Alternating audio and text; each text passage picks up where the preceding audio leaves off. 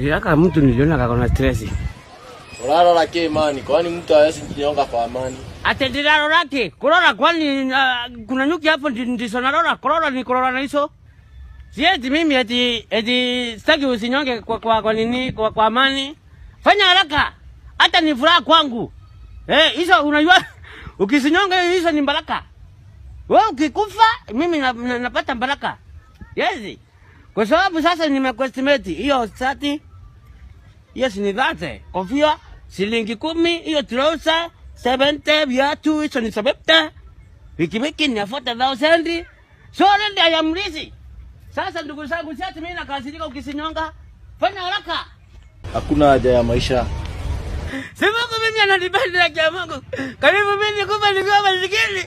Karibu nikufa kama siendesha pikipiki.